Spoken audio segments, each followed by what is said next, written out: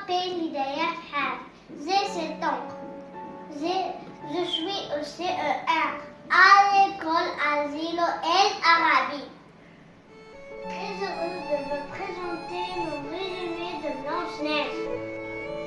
Blanche-Neige est la fille d'un roi.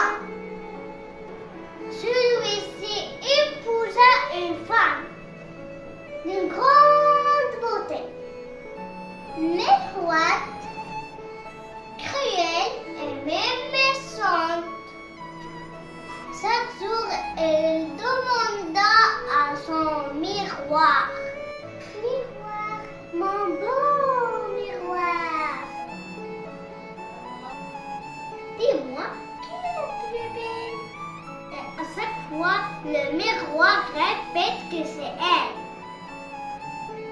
Mais un jour, le miroir a révélé à la reine que Blanche-Neige est plus belle qu'elle.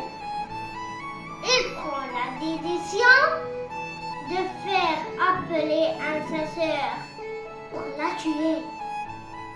Mais le chasseur, en tombant sur la jeune fille, a pitié d'elle et la laisse s'enfuir.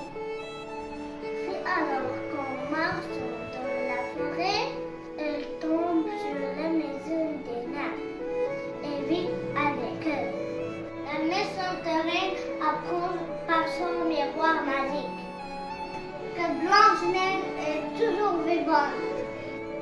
Elle empoisonne une pomme et l'offre à Blanche-Neige en se déguisant à une mendiante. Blanche-Neige repose dans un cercueil en verre, gardé par les nains. Un prince arrive sur le lieu et embrasse Blanche-Neige. Il la ramène à la vie. Le prince et la princesse se remarient et ont beaucoup d'enfants.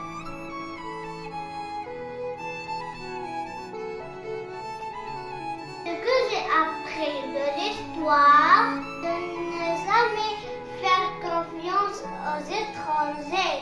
Attention les enfants, ne faites jamais confiance aux inconnus. C'est maîtresse. Au revoir mes amis. Bonjour à tous. Dans cette histoire de Blanche-Neige, alors Blanche-Neige ici montre qu'il ne faut pas s'attacher à des choses éphémères, telles que la beauté et la jeunesse. La patience et l'humilité sont toujours récompensées, alors que la vanité peut mener à la chute.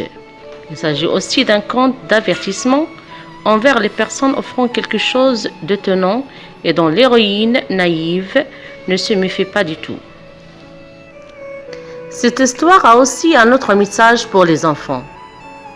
Comme on l'a vu dans le conte de Petit Chaperon Rouge, résumé par l'élève Farah Siddiqui, cette histoire contient aussi le message « Ne faites pas confiance aux étrangers ». Au revoir.